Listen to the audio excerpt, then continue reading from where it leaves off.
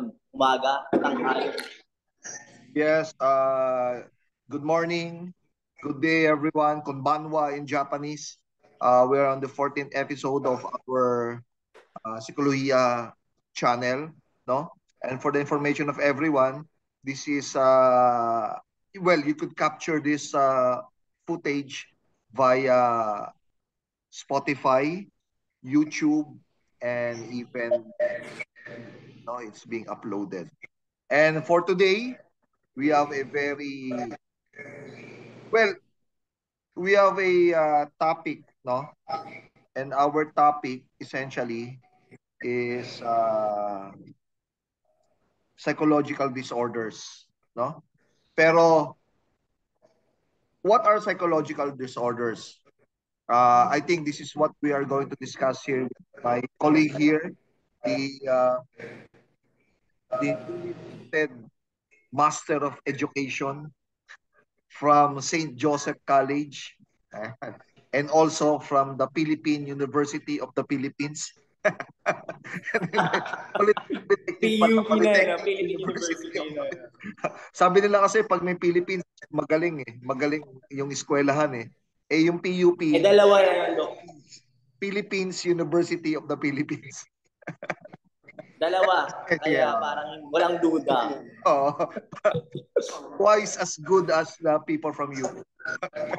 So psychological disorders are also known as mental disorders or psychiatric disorders. Encompasses a wide range of conditions that individuals think, feel, and behave. Ayan. So siguro, you were talking about something earlier, and in fact, I caution you or stop discussing so that we could capture it here, no, raw and fresh from our video or from our video presentation. Anyway, sige sir, mauna ka na muna. What Kaya, neurodevelopmental disorders? ayan, sige. Simulan muna natin, Doc, doon sa disorders. No? For example, may mga tao kasi, ano ba yung mga disorders niyan? Paano natin masabi na may disorder na ako or may disorder ba yung tao na to? Sa psychology, meron tayong kino-consider na 5Ds doon sa disorder na yon. Yan, Yung let's una is yung emphasize tinatawag that, yung 5Ds. 5Ds. O, sige, go. Yung deviance. Okay, kumbaga parang ikaw ba ay nagde-deviate doon sa una, dalawa yan eh. Yung pag pinag-usapan natin yung deviation na yung deviance na yun. Ikaw ay normal na mood na meron ka. Like for example, dati hindi ka naman ganito eh. Pero parang biglang lumihis. Nag-iba yung behaviors mo. Tapos aside from that, meron tayong kino-consider din. Normal ba? Normal na culture ng mga tao. Ikaw ba ay fit doon? Kasi the fact na parang hindi ka normal sa paningin ng iba, may deviance sa tinatawag.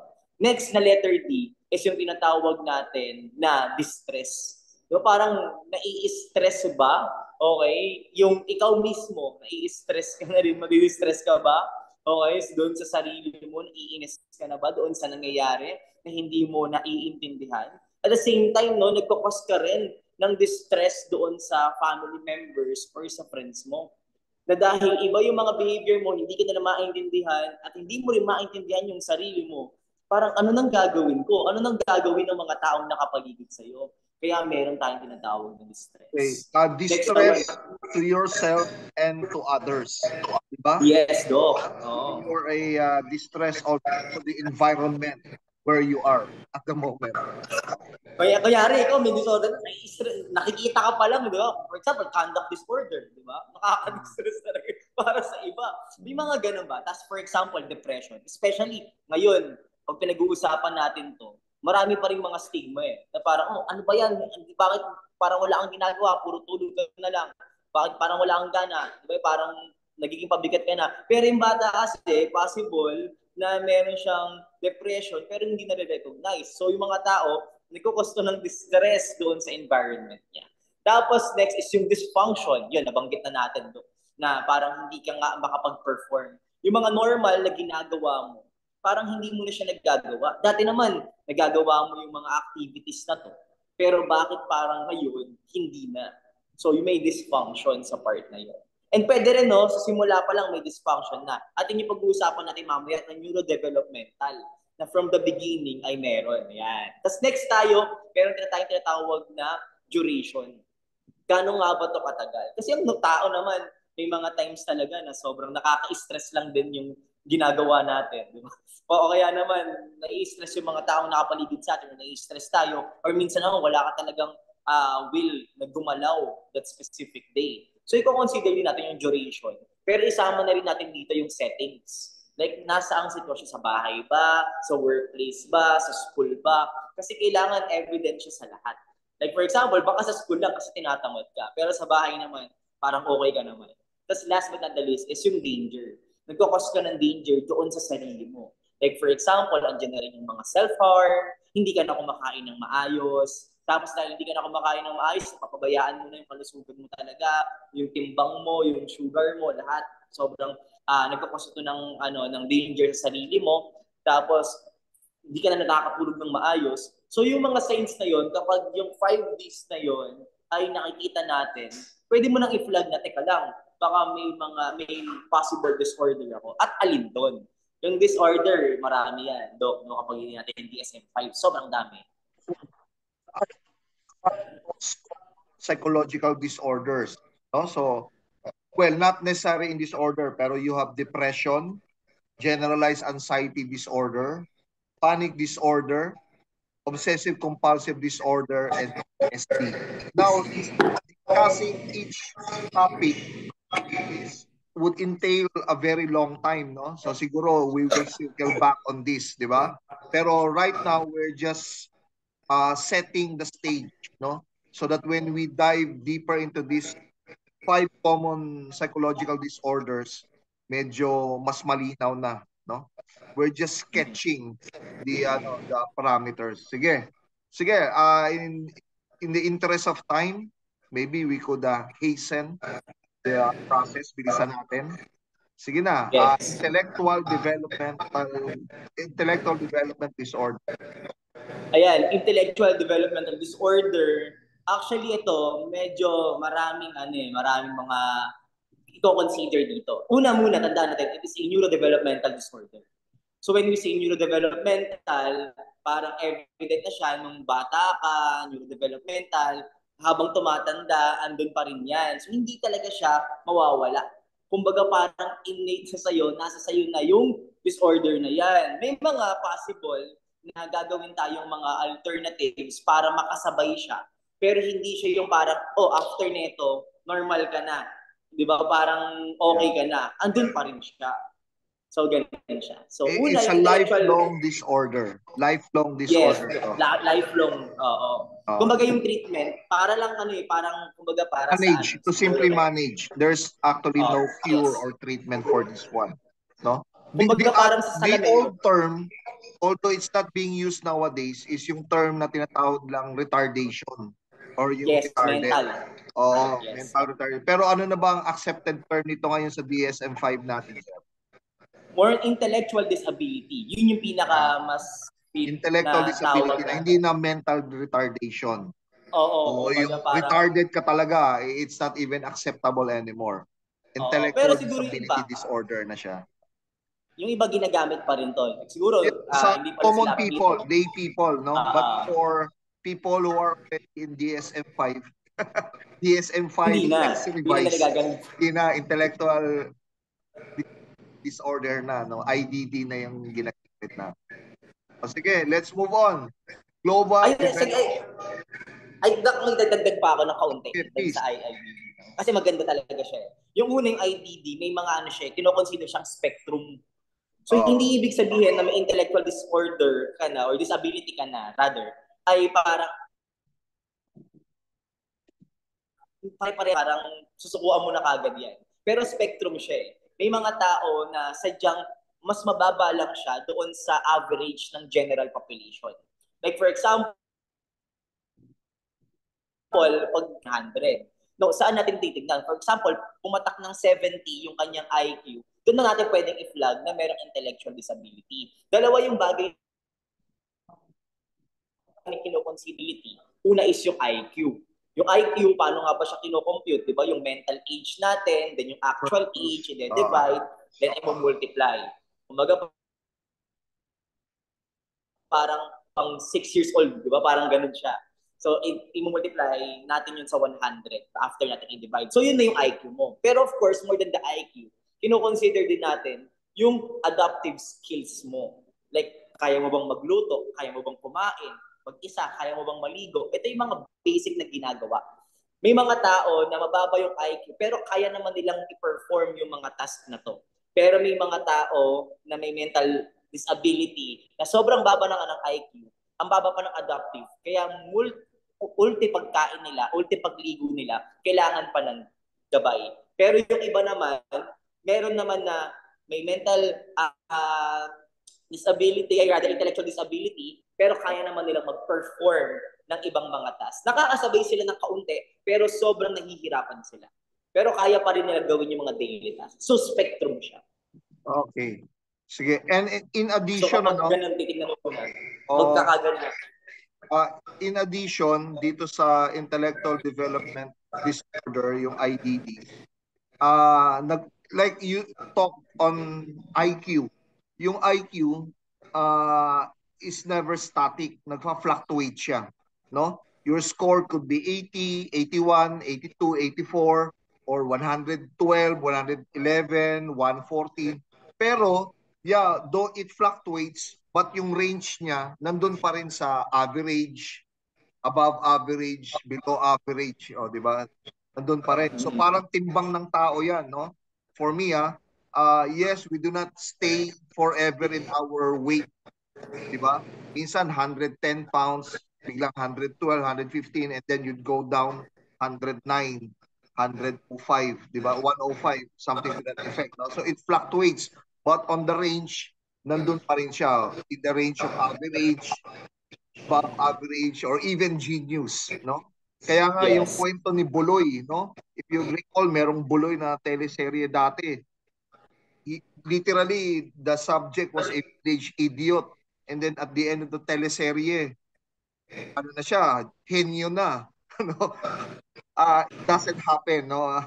It doesn't happen. Parang hindi ka nagko-cross ng hindi ka nagko-cross ng range mo kung saan nalalaglag yung IQ mo or where it is initially classified. Di ba? Okay, sige sir. In the interest of time, global developmental delay. Basahin ko. Diagnosed in children under the age of 5. This delay relates to cognition, social functioning, speech, language, and motor skill. It is often considered temporary until standardized IQ can be administered. O sige, any thoughts on this or would you like to add on this? Actually, gagamitin natin na word dito na maganda na, Doc, yung standardized. Kasi kapag medyo 1 to 5 years old, sobrang hirap pa natin na may ispat. May ispat natin, pero sino tayo para i-diagnose na meron niyang IDD? So, for now, titingnan muna natin yung mga milestones nila. Teka lang, nakakasabay ba o hindi? Kasi may mga times na delay lang talaga, pero hindi mo consider na mababa yung IQ niya. Diba? Parang hindi mo mako-consider na mababa yung adaptive skills niya. Sadyang yung milestone lang niya na yun ay na-delay. Pero pwede natin itong i-consider as flag hanggang sa kaya niya na sumagot ng mga standardized tests. Pwede na natin tignan, okay ba yung IQ niya? Okay ba yung adaptive skills niya? Para i-classify natin to doon sa intellectual na disability or sa IDD din. Tapos pwede rin natin itong i-consider yung specific learning disorders. Baka merong ganun. Yeah, and furthermore, usually, this is the domain of the developmental pediatrician. They have a special tool on this to measure where the subject is at the moment of the testing or of the yung consideration, yung tinitingnan or examination yung subject, di ba? So usually even I have a suspicion autism. I have a suspicion yung mental retardation, pero you do not say it outright kasi baka magkaroon ng misdiagnosis or mislabeling and then instead of doing good, napasama pa, di ba? So leave it to the people with their specialty. At ano nga yun? Yung mga developmental pediatrician. no? So ganun lang. Actually, Doc, Pero we do not outright say it or diagnose it as such. Kasi first of all, do no harm eh. Primus non nocere. Diba? Sige, sir. in addition doon, Doc, no, ang ganda rin na makita natin at matignan talaga natin ngayon yung mga bata na sobrang hindi agad sila nagsasalita. Kasi ngayon, though hindi to wala pang scientific evidence dito, pero may mga pag-aaral na. Meron silang tinatawag ngayon na virtual autism, Doc. Kasi yung mga bata, laging nakatutok sa gadgets. Tapos dahil lagi sila nakatutok sa gadgets, maraming mga evidence na nagsasabi na yung palaging pag-gadget ng bata, ngayon pa lang at yung pinaka-early stage nila, pinapacify kagad sila sa gadget. Sila yung mga bata na parang yung delay, yung speech nila, delay, hindi kagad sila nagsasalita. Parang 4 years old na, 3 years old na, pero very minimal pa lang din yung speech nila. So, pwede natin i-consider din na ngayon, yung the technological advancement, itong gadget na, ito yung pang-pacify, makikita mo kagad, hindi nagsasalita yung bata, so ika-classify mo ba kagad? Baka mayroon ganyan. So, mahirap din ngayon. Kaya maganda talaga, ilig natin ito sa mga experts. So, yung sinasabi mo, no, yung communication disorders. So, 4 ito, no? Language disorder, speech sound disorder, childhood onset fluency disorder, at special communication disorder. O sige, isa-isayin natin. Ano yung language disorder? Officially using or understanding language. Difficulty in using or understanding a language. Hindi kanya maintindihan. Di ba? Wag. Patuloy pa rin. Stop. Yes, Doc. Proceed pa rin siya. No? Maybe we could say language disorder yun. Hindi talaga nagkaintindihan. Di ba? So, any example on the language disorder? Actually, pwede natin siyang idugtong, Doc, doon din sa mga specific learning na disorder or disability natin. No? Like for example, sa SLD na yan, meron tinatawag na, pwede natin consider na, ipapasok na lang din natin para medyo maisingit natin. May mga dyslexic, yung dyslexia, may mga dysgraphia, dyscalculia. Diba? For example, doon, may mga... Sige. Parang dyslexic, nahihirapan hindi sila. marunong bumasa. Yan, no. Ano yung dyscalculia sa addition? Ano yung, what's the second one? Ano yung sinabi? Dysgraphia naman, Doc. Yung sulat nila, sobrang pangit, hindi talaga maintindihan. Talagang lumilipad. Hindi nila kayang sundan yung mga linya. Though of course, nag-improve na rin naman na tayo. Alam natin kung paano iba gumagawa ng mga box. Tapos kailangan per letter box para lang kahit paano mag-fit doon. Pero anyway, isa yun. Kasi difficulty using or understanding language. Pwedeng sa pagbabasa or pwede rin sa naririnig niya. Na parang di niya mag-grasp. Kaya nga minsan yung mga tao na ganito, Dok, minsan kapag nag-joke ka, hindi kagad nila magigits eh. Nag-joke ka pala. Parang hindi sila natatawa. So, minsan ikaw lang tumawa. Hindi tumawa. Kasi hindi ka nakuha. Oo, kasi nahihirapan nga sila na i-grasp agad kung ano yung context ng sinabi mo. So may mga ganun din na yun yung ibang mga symptoms ng mga dyslexia. Pero yun, language disorder. Nahihirapan na magsalita or using or understanding language. Yung sa pagsasalita naman, dyan pumapasok. Tayo, speech sound disorder. Challenges with articulating sounds. O, yan naman. Sige, go.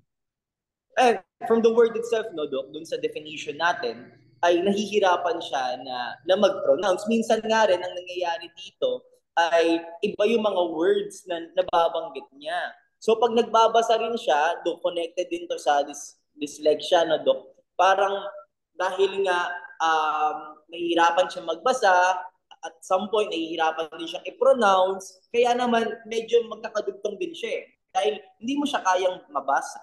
Diba? Parang dumating sa point na kapag ipo-pronounce mo na rin siya, parang nung binasa mo siya, ano ba to? Diba? Parang hindi mo mabasa, kaya naman ang pronouncing din is medyo nahihirapan ka rin. But of course, iba pa rin talaga yung speech sound disorder.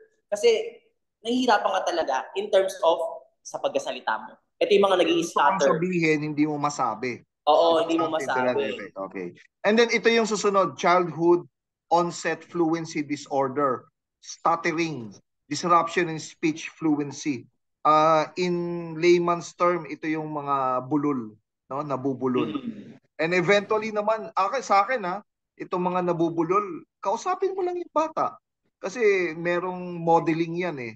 Pag nakikita niya sa'yo na ganito ka magsalita, ganito yung pangungusap mo, ganito ang pananalita mo, eventually, the subject, the child would subscribe or adapt to your pattern of speaking, di ba?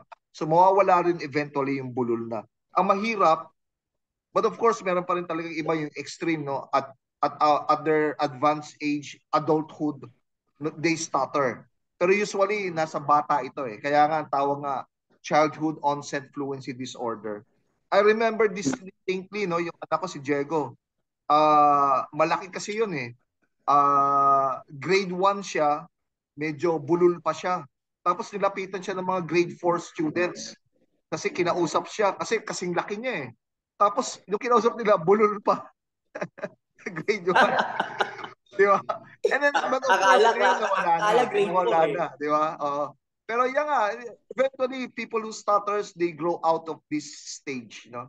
Na nawawala. And especially right now with the social media, with TV, di ba? With the radio, with the music, eventually it dies on its own, no? Basta ang gaya nga ng sinabi ko kanina, kausapin mo.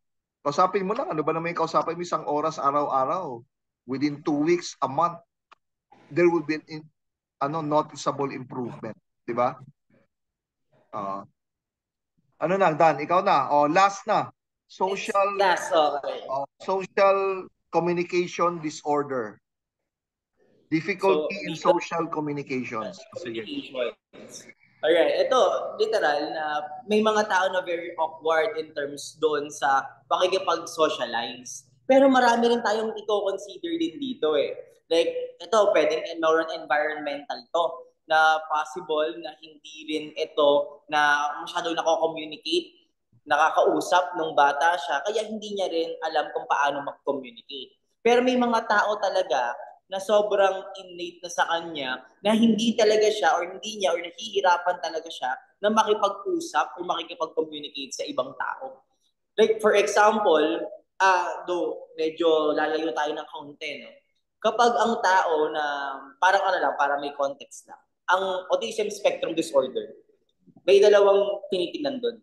Una is yung pakikipag-socialize niya sa mga tao na parang sobrang nahihirapan siya makipag-socialize. Nagigets yun naman, parang sobrang awkward minsan, hindi niya alam kung paano gagawin niya. Minsan yung empathy, parang wala masyado, may autism spectrum disorder. Tapos aside from that, is merong repetitive behavior. So kung paano niyo nakikita na yung bata na nahihirapan makipag communicate. Ganun na lang din natin siguro, pwedeng ihalitulad to para may context tayo. Na parang nahihirapan sila kasi parang very awkward. Kasi yung mga tao, possible na hindi din alam kung paano sila. Yun yung nangyayari sa part na to. Kaya nga, Doc, ito yung danger din minsan sa mga bata na merong mga autism spectrum disorder or yung mga may communication disorder na ganito, na parang dahil nahihirapan kasi kapag nakikipag-socialize sila sa ibang tao, ang ending nito yung mga tao ay hindi rin sila makausap ng maayos. So walang development na nangyayari. So parang na-stuck sila doon sa idea na hanggang dito lang. Kasi yung mga tao natin, itong mga pinag-usapan natin, as early as possible, ay mag-detect agad natin. Para kahit paano, meron tayong mabigay sa kanila ng mga treatment or meron agad tayo na possible na mapagawa sa kanila para mas makasabay sila doon sa ating general population. So I think we already covered the bird's eye view of psychological disorder, no? Siguro we could circle back, no? Yung sa 5 most common disorders, no? Pwede na, marami kasi yan eh. They could even number up to 20 eh. Pero maybe we'll start with the first 5, no? And maybe our viewers could watch out for this, no? Sa ano natin? Abangan. Oo, pwede nilang abangan, no? When we talk about depression, generalized anxiety disorder, panic disorder, obsessive compulsive disorder, and post-traumatic stress disorder. Anyway, paalam ka na, sir. Ayan. Pero ito to, kwento lang mabilis. Every time na nagmamotor ako, Doc, bumabiyahe. Pinapakinggan ko lagi itong Spotify natin eh. Kasi parang mare-recall mo yung, oo nga, ganun nga siya. Diba? Kasi maganda, kahit wala ka man lang, kahit wala kang ginagawa, sobrang idle ka lang, kaysa nakatunga nga ka. Maganda may information pa rin na pumapasok para ma-remind tayo eh. Kasi itong ginagawa natin, yung mga napapakinggan natin dito sa podcast natin, ito yung mga na-encounter natin eh araw-araw. At pag na-encounter mo man to, ito yung mga, kunyari, itong pinag-uusapan natin ng intellectual disability na to. Di ba parang, ay, ganun pala yun. So, the moment na naka-encounter ka, spectrum yan. Hindi ko kagad pwede i-classify na kapag may intellectual disorder yan, automatic hindi na kagad ako naiintindihan yan. So, at least, every day, may knowledge kang makukuha. Kaya naman, pakinggan nyo lagi, support, subscribe dito sa ating YouTube, Spotify, kagaya ko kahit diba, sa podcast natin kahit alam ko na yung iba dito pero may mga aha moments pa rin yun pala yun kaya naman I do believe marami ang tawag dyan sir yung when you digest kasi iba kasi yung alam at iba rin yung dinadigest mo yung napaprocess mo yung mga information pumapasok sa between your ears at anyway maraming salamat po. Stay safe and be safe, everyone. Ingat po tayong lahat. Maraming salamat po. Maybe we could do a back-to-back episode, no? Sige, we'll see. Salamat po. Bye.